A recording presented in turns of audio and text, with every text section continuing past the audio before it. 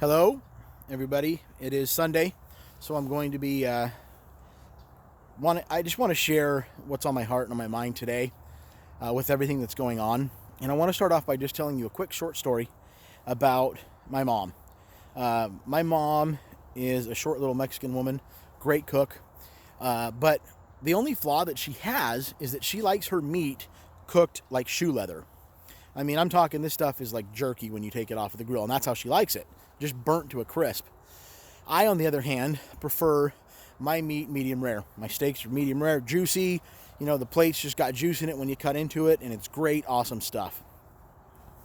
The reason I tell you this is because too often I think we make the mistake of treating people the way that we want to be treated. And what I mean by that is I love a nice, thick, medium rare steak. My mother does not.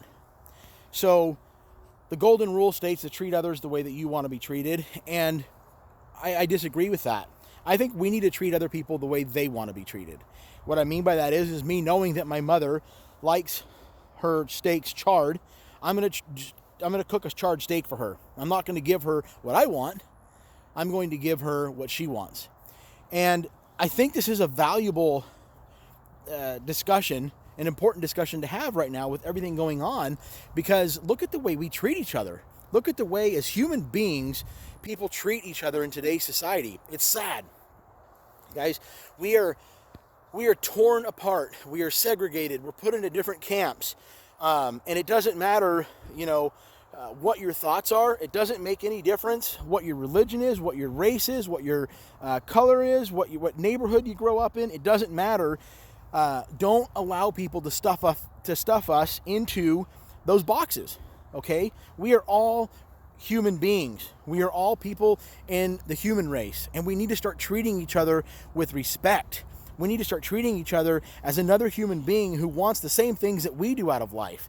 Everybody wants the same things out of life. Like I said last week, we all want happiness. We want joy. We want success. We want to have a long, healthy life with our families. But guys, we've got to get around to treating each other better. We need to love one another. I don't care. There's nothing wrong with having a disagreement. There's a lot of disagreements going on today, but the aftermath of those disagreements is what the problem is. I love my wife, and I'm telling you, we disagree every single day. We disagree.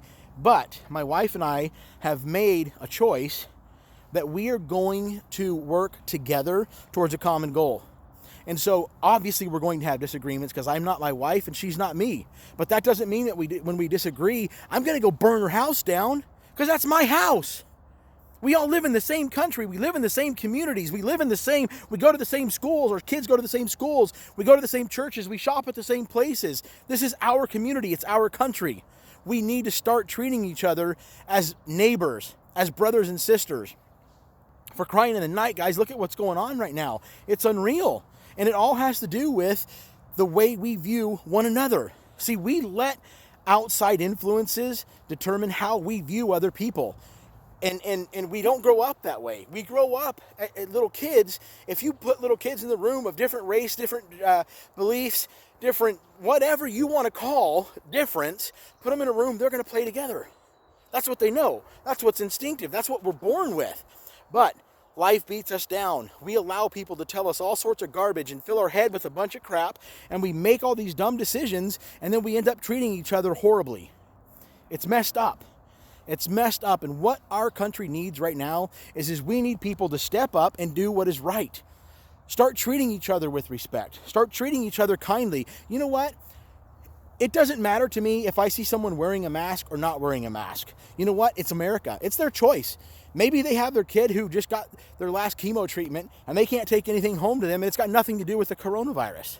We don't know what other people are going through. We haven't walked in their shoes. We don't know what their ailments are. We don't know what their struggles are, but everybody's got struggles.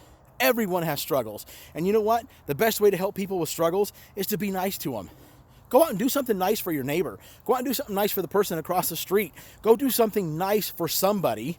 Be a servant of other people and help them, encourage them, and love each other.